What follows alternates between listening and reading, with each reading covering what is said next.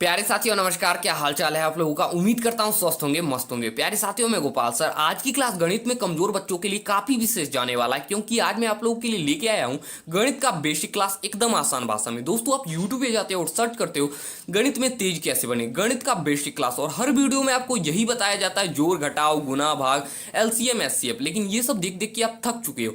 आज की इस क्लास में आप बहुत कुछ सीखने वाले हो एकदम नए तरीके से। तो चलिए करते हैं क्लास को स्टार्ट। क्लास स्टार्ट करने से पहले आप लोगों से रिक्वेस्ट है, चैनल पे नए हो तो सब्सक्राइब जरूर से कर देना, ताकि मैं जो भी वीडियो बनाऊं आप तक पहुंच सके। तो प्यारे साथियों, मैथ बनाने का कुछ तरीका होता है, बिना तरीका का इस दुनिया में कोई भी कार्य करना संभव नहीं है। उसी तरीका में से हमारा पहला तरीका है समीकरण को हल करना। आपको जो पहला समीकरण दिख रहा है ये काफी आसान है, दूसरा समीकरण उससे थोड़ा सा मुश्किल है, तीसरा समीकरण उससे भी मुश्किल है। ये सारी समीकरण को सॉल्व करने से हम यहीं से हमारा मैथ स्टार्ट होता है, यानी कि यहीं से हम जीरो से हीरो बनेंगे। तो चलिए हम पहला समीकरण को सॉल्व करते हैं। देखिए मेरे प्यारे साथियों, हमारा पहला समीकरण काफी आसान है। हमारा पहला समीकरण बोल रहा है x + 2 = 5। देखिए काफी आसान है, सॉल्व करने का कुछ तरीका होता है, उस तरीका से हम सॉल्व करेंगे। हम पहले लिखेंगे हल, हल लिख दिए, उसके बाद हम लिखेंगे दिया है, मतलब कि क्वेश्चन क्या बोल रहा है। दिया है x + 2 = 5। अब देखिए आप लोगों को क्या दिख रहा है, ये चर है और ये अचर है। चर अचर कभी जुड़ते नहीं है, तो आप देखिए ये प्लस का 2 है और इधर आएगा तो माइनस का 2 हो जाएगा। तो यानी कि x = 5 और ये प्लस में था, इधर आया तो माइनस में हो गया।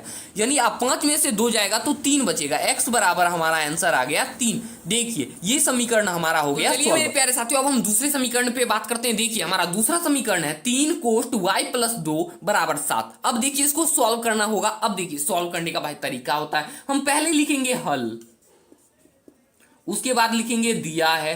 दिया है लिखकर हम क्वेश्चन को उतार देंगे, 3y + 2 = 7। अब देखिए दोस्तों, आप लोगों को क्या दिख रहा है, यहां पर आप लोग ध्यान लगाना भाई, कमजोर बच्चा जो भी है उसके लिए क्लास काफी विशेष है। देखिए 3 है और y, 3 को y से अगर हम गुना करते हैं तो 3y हो जाता है, 3 को +2 से गुना करते हैं तो 6 हो जाता है, अब बराबर में 7। अब देखिए दोस्तों, ये चर है और ये अचर है, चर अचर कभी जुड़ता नहीं है, तो ये प्लस का 6 है और इधर जाएगा तो माइनस का 6 हो जाएगा। यानी कि 3y = 7 और ये प्लस का था, इधर आया तो माइनस में, यानी कि 3y बराबर हो गया 7 में से 6 जाएगा तो कितना बचेगा, 1 बचेगा। ये y था 3y, ये गुना में था, इधर आएगा तो भाग में हो जाएगा भाई साहब 1/3। यानी कि y बराबर आंसर हमारा आ गया 1/3। यही हमारा आंसर हो गया। क्या आप लोगों को इतना तक में कोई दिक्कत है? आप बोलोगे सर ये 3 को y + 2 से गुना कैसे कर दिए? भाई जब कोई भी कोष्ट में हो तो वह गुना में होता है, ठीक है। चलिए मेरे प्यारे साथियों, हम समीकरण नंबर 3 पे बात करते हैं। देखिए हमारा समीकरण नंबर 3 बोल रहा है x/2 + x/3 = 8। आप लोग भिन्न का जोड़ सॉल्व किए होंगे, तो यहां पर अगर 2 है तो यहां पर 8 दिया रहता, या 6 12 14 ये सब दिया रहता, जिससे ये विभाजित हो जाए, तब हम इसका एलसीएम ले लेते थे। लेकिन यहां पर दे दिया है 3, तो हम 2 और 3 को गुना कर देंगे। 2 और 3 को हम गुना कर देंगे तो आएगा 6। अब देखिए 2 के बाहर में 6 कितने बार में आता है, 3 बार में आता है। वही 3 को x से गुना कर दीजिए तो 3x हो जाएगा प्लस। अब 3 के बाहर में 6 कितने बार में आता है, 2 बार में आता है। वही 2 को x से गुना कर दीजिएगा तो 2x हो जाएगा और बराबर में 8। अब देखिए 3x + 2x को जोड़ेंगे तो कितना होगा भाई साहब, 5x हो जाएगा, बट्टे में 6 हो जाएगा, अब बराबर का 8 हो जाएगा। अब देखिए इसके बट्टे में कुछ नहीं है तो 1 हो जाएगा। अब देखिए 5x है, यहां पर 1 है। अब 5x को 1 से गुना कर देंगे तो यहां पर 5x होगा, और 6 को 8 से गुना कर देंगे तो कितना होगा भाई, तिरछा गुना हुआ, मतलब इससे इसको गुना किए, इससे इसको गुना किए, 6 से 8 को गुना किए तो 48 हो गया। अब देखिए ये गुना में था 5x, इधर जाएगा तो भाग में, यानी कि 48/5। 5 के बारे में 48 आता ही नहीं, तो इसलिए ये नहीं कटेगा, हमारा आंसर यही है। प्यारे साथियों, मैथ बनाने का दूसरा तरीका है प्लस और माइनस का रूल। देखिए दोस्तों, अगर हमारा क्वेश्चन रहेगा प्लस और प्लस, अगर प्लस और प्लस को अगर हम गुना करते हैं तो आता है हमारा आंसर प्लस। अगर माइनस और प्लस को गुना करते हैं तो हमारा आंसर आता है माइनस। अगर हम माइनस और माइनस को गुना करते हैं तो हमारा आंसर आता है प्लस। अगर हम प्लस और माइनस को गुना करते हैं तो हमारा आंसर आता है माइनस। अब देखिए दोस्तों, आप लोग एक इंपॉर्टेंट बात लिख लो नोट देखिए अपने कॉपी पर, यहां पर लिख देते हैं नोट, ताकि आप नोट कर सको। अगर हमारा क्वेश्चन रहेगा -2, इधर ले जाएंगे तो ये प्लस में हो जाएगा, यानी कि ये माइनस रहेगा तो इधर आएगा तो प्लस में हो जाएगा, अगर माइनस इधर रहेगा तो इधर आएगा, अगर प्लस इधर रहेगा इधर आएगा तो माइनस हो जाएगा। इतना तक में भाई कोई दिक्कत नहीं होनी चाहिए, कोई दिक्कत नहीं है। चलिए मेरे प्यारे साथियों, अब हम भिन्न का सवाल पे बात करने वाले हैं, यानी कि मैथ बनाने का तीसरा तरीका। देखिए भिन्न का सवाल बनाने का मतलब हुआ भिन्न का जोड़, भिन्न का घटाव, भिन्न का गुना, भिन्न का भाग। हमारा पहला है भिन्न का जोड़, ये तो आप लोगों को आता ही होगा। यहाँ पर 2 है, यहाँ पर 3 है, इन दोनों का एलसीएम तो लिया नहीं जा सकता है। 2 और 3 को अगर हम गुना करते हैं तो आता है 6। 2 के पहाड़े में 6 कितने बार में आता है? 3 बार में आता है, और वही 3 को 1 से गुना कर दीजिए तो होगा 3 प्लस।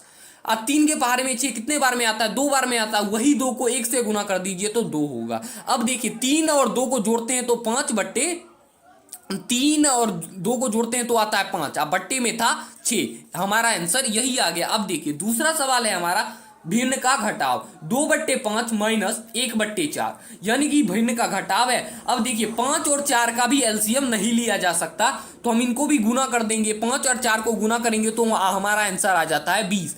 अब देखिए 5 के पहाड़े में 20 कितने बार में आता है? 4 बार में आता है, वही 4 को 2 से गुना कर दीजिए तो हो जाएगा 8। अब माइनस 4 के पहाड़े में 20 कितने बार में आता है? 5 बार में आता है, वही 5 को 1 से गुना कर दीजिए तो हो जाएगा 5। अब देखिए 8 में से अगर 5 को घटाएंगे तो हो जाएगा 3/20।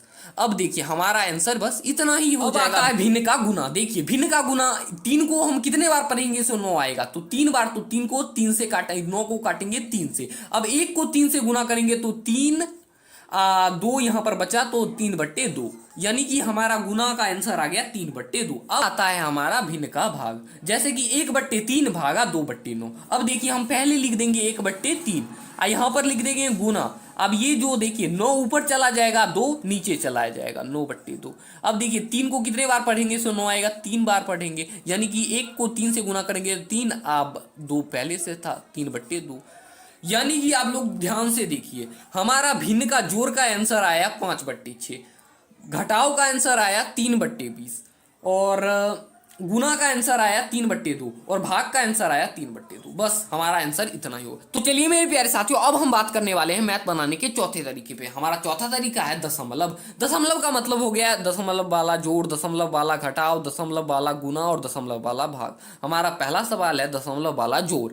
देखिए सवाल कह रहा है 1.2 प्लस 2.05। अब देखिए हम इसको जोड़ने का एक तरीका होता है, हम इसको ऐसे नहीं जोड़ेंगे, इसको हम ऐसे जोड़ेंगे। यहां पर आप देखते जाइएगा, हम लिखेंगे 1.2, फिर हम नीचे लिखेंगे 2, यहां पर दशमलव की जगह 0 और 5।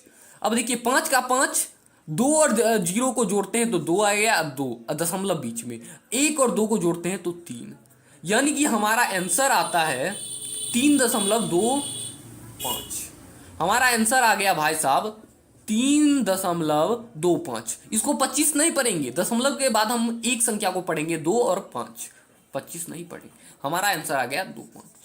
देखिए मेरे प्यारे साथियों, हमारा दूसरा सवाल है दशमलव वाला घटाव। देखिए हमारा सवाल बोल रहा है 0.012 माइनस 0.009। अब देखिए इसको घटाने का एक तरीका है।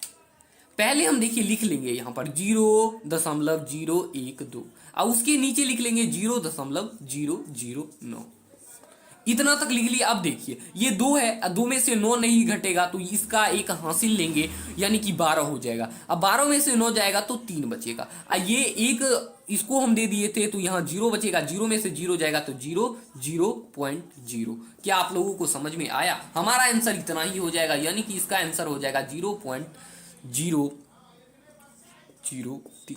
आज की यह वीडियो हम यही रहने देते हैं, मिलते हैं अगली वीडियो में, तब तक के लिए धन्यवाद।